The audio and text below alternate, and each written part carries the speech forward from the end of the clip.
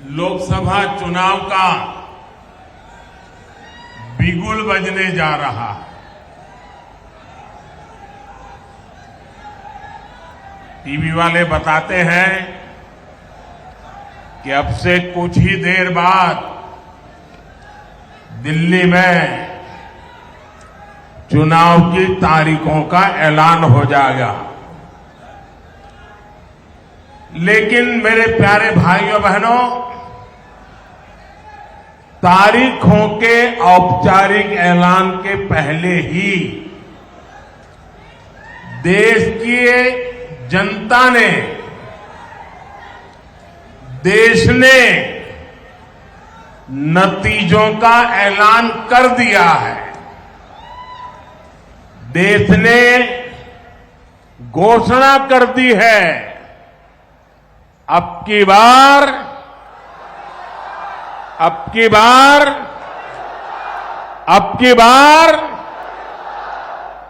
नागरकुर्नूल का ये जन सैलाब, आपका ये स्नेह, ये बता रहा है कि तेलंगाना भी यही ऐलान कर रहा है, अब की बार। और साथियों, कल इसकी एक प्रचंड झलक मैंने मल्काजगिरी में भी देखी है। वहां जिस तरह लोग सड़कों पर उतरकर भाजपा का समर्थन कर रहे थे, हम सब भाजपा वालों को आशीर्वाद दे रहे थे और अबाल वृद्ध सब, बच्चे हो, बूढ़े हो, महिलाएं हो, मैं सच बताता हूं, कल शाम का वो नजारा अद्भुत था। और साथियों, अभी जो तेलंगाना के विधानसभा चुनाव हुए, और उस समय भी मैं यहां आया था और उस समय मैंने देखा था कि जनता के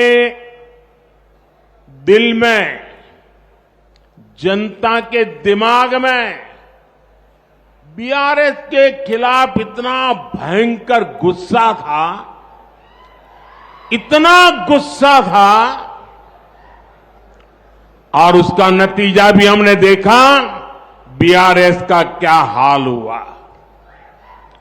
और कल मैंने देखा और आज यहां भी देख रहा हूं, तेलंगाना के लोगों ने मोदी को फिर से वापस लेने का फैसला सुना दिया है।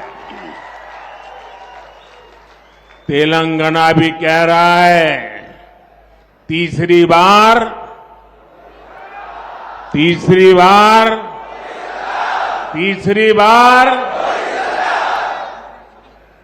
నా తెలంగాణ కుటుంబ సభ్యులందరికీ నమస్కారాలు అన్న తెలుగు సంబోధనతో మాననీయ ప్రధానమంత్రి ప్రారంభించారు. నేడు దేశంలో 2024 లోకసభ ఎన్నికల యొక్క రణశంఖం మోగబోతోందని టీవీ ఛానళ్లు ఇప్పుడే చెప్పాయి. ఇప్పుడు మరి కొంచెం సేపటి తరువాత ఎన్నికల తేదీలను కూడా ప్రకటించబోతున్నారని తెలియవచ్చింది. అయితే తేదీలను లాంఛనంగా ప్రకటించడానికి ముందే దేశ ప్రజలు ఫలితాలను ప్రకటించేశారు. ఆ ఫలితాలు ఏమిటంటే, అబ్కి బార్ 400 పార్, ఈసారి 400 దాటబోతున్నామన్నటువంటి ప్రకటనను ప్రజలిచ్చేశారు. నాగర్ కర్నూల్లో ఇక్కడ వచ్చినటువంటి ఈ జన సునామీని చూసి మీ స్నేహము నాకు తెలియజేస్తోంది. తెలంగాణ కూడా ఇదే ప్రకటన చేయబోతోంది. అబ్కి బార్ 400 పార్. నా మిత్రులారా, దీనికి సంబంధించిన ఒక అద్భుత దృశ్యాన్ని నిన్న సాయంత్రం నేను మల్కాజ్గిరిలో చూశాను. అక్కడ ప్రజలు రోడ్ల మీదకు వచ్చారు, రహదారుల మీదకు వచ్చారు, కూడళ్ల మీదకు వచ్చారు. బీజేపీని ఆశీర్వదించేందుకు అద్భుతమైనటువంటి దృశ్యాన్ని చూపించారు. బాలలు, వృద్ధులు, పిల్లలు, తల్లులు అందరూ రోడ్ల మీదకు వచ్చారు. వాళ్ళందరూ కూడాను ఈ భారతీయ జనతా పార్టీ పట్ల తమ మద్దతును ప్రకటించారు. ఇది నేను కళ్ళారా చూశాను. ఇక ఇటీవలే తెలంగాణ విధానసభ ఎన్నికలు జరిగినాయి. అందులో ఈ ప్రజల యొక్క గుండెల్లో, హృదయాల్లో, మనస్సుల్లో టీఆర్ఎస్ పట్ల, బీఆర్ఎస్ పట్ల ఉన్నటువంటి కోపాన్ని నేను చూడగలిగాను. నేను కూడా చూశాను. నిన్న కూడాను అదే చూడగలిగాను. నేను ఇక్కడ కూడా అదే చూస్తున్నాను. తెలంగాణలో ఉన్నటువంటి ప్రజలు నిర్ణయించుకున్నారు, మోదీని మరొక్కసారి విజయం దిశగా తీసుకుని వెళ్ళాలని చెప్పి నిర్ణయం తీసుకున్నారు. తెలంగాణ కూడా చెబుతోంది తీసరీ బార్ మోదీ సర్కార్ అని చెబుతోంది. आप इतना बढ़िया ट्रांसलेशन करते हैं, अगर 10 दिन आप मेरे साथ रहे तो मुझे तेलुगु आ जाएगा.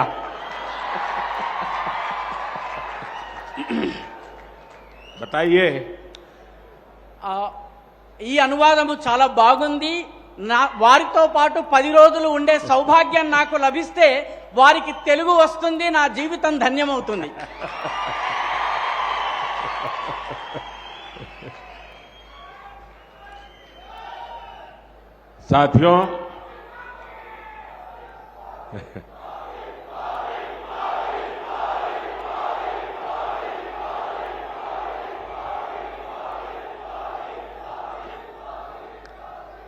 साथियों, तेलंगाना को हमारे देश में गेटवे ऑफ साउथ कहा जाता है. पिछले 10 वर्षों में तेलंगाना का विकास ये एनडीए की, मोदी की प्राथमिकता रहा है. लेकिन इन 10 वर्षों में हमने ये भी देखा कि कैसे तेलंगाना चक्की के 2 पार्टों में पीसता रहा है. एक पार्ट कांग्रेस का और दूसरा पार्ट बीआरएस का. कांग्रेस और बीआरएस ने मिलकर तेलंगाना के विकास के हर सपने को चकनाचूर कर दिया है. और अब तो मुश्किल ये है कि यहां कांग्रेस के पंजे का कब्जा हो गया है. पहले बीआरएस की महालूट और अब कांग्रेस की बुरी नजर. ये वैसे ही हालत है जैसे कि कुएं से निकले, खाई में गिरे. कांग्रेस के लिए तो पूरा राज्य तबाह करने के लिए 5 साल भी बहुत है.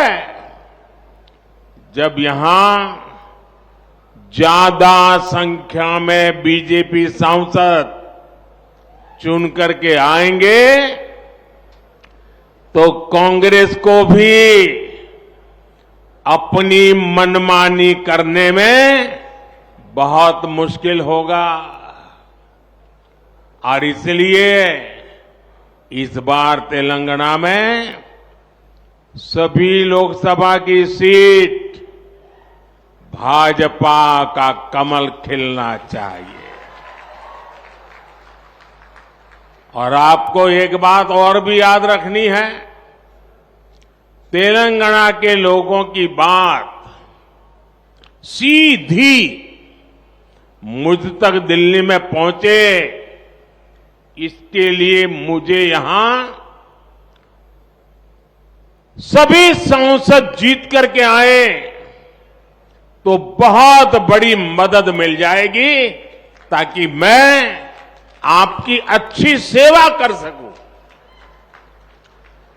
जब यहां बीजेपी के सांसद होंगे तो आपकी तकलीफ, आपकी आशा आकांक्षा ज्यादा तेजी से मुझ तक पहुंच पाएगी और मैं आपको विश्वास दिलाता हूं कि आपकी हर अपेक्षा पूरी करने के लिए मैं दिन रात एक कर दूंगा।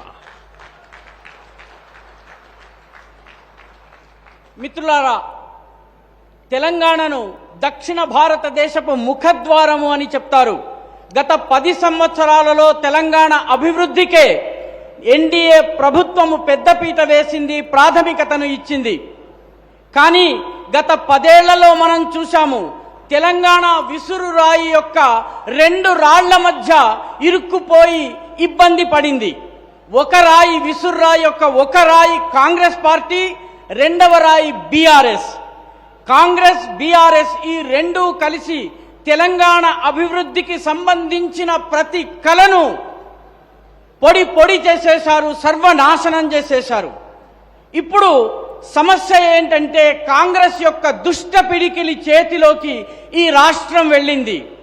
అప్పుడు బీఆర్ఎస్ మహా లూటీకి పాల్పడింది. ఇప్పుడు కాంగ్రెస్ యొక్క దుష్ట దృష్టి మన మీద, చెడు దృష్టి మన మీద పడింది. ఇప్పుడు మన పరిస్థితి గొయ్యిలో నుంచి బయటకొస్తే నుయ్యిలోకి వెళ్ళాము, పొయ్యిలో నుంచి బయటకొస్తే పెనంలోకి వెళ్ళాము. కాంగ్రెస్ ఈ రాష్ట్రాన్ని మొత్తము సర్వనాశనం చేయడానికి 5 సంవత్సరాలు కూడా పట్టదు. కాబట్టి ఇక్కడ అత్యధిక సంఖ్యలో భారతీయ జనతా పార్టీకి చెందిన ఎంపీలను గెలిపించాలి. అప్పుడు కాంగ్రెస్ పార్టీ యొక్క ఇష్టారాజ్యం చేయడానికి వీలుండదు. అన్ని చోట్ల కూడా కమలము గనక వికసించినట్లయితే మనము కాంగ్రెస్ పార్టీ యొక్క ఆట సాగకుండా ఉంటుంది. మరొక్క విషయాన్ని మనము గుర్తుంచుకోవాలి. తెలంగాణలో ఉన్నటువంటి ప్రజల యొక్క మాట నాకు నేరుగా ఢిల్లీలో ఉన్న నాకు చేరాలన్నట్టయితే ఇక్కడ అన్ని సీట్లలోనూ భారతీయ జనతా పార్టీకి చెందినటువంటి ఎంపీలు విజయం సాధించాలి. భారతీయ జనతా పార్టీ యొక్క ఎంపీలు గనక ఉన్నట్లయితే మీ కష్టాలు, కన్నీళ్లు, మీ ఆశలు, మీ ఆకాంక్షలు వీలైనంత వేగంగా నా దగ్గరికి వస్తాయి. నేను మీ కోసము పగలు రాత్రి ఒకటి చేసి పని చేస్తానని చెప్పి ఈ సందర్భంగా వాగ్దానం చేస్తున్నాను. साथियों, जिस कांग्रेस ने 7 दशकों में 7 डेकेड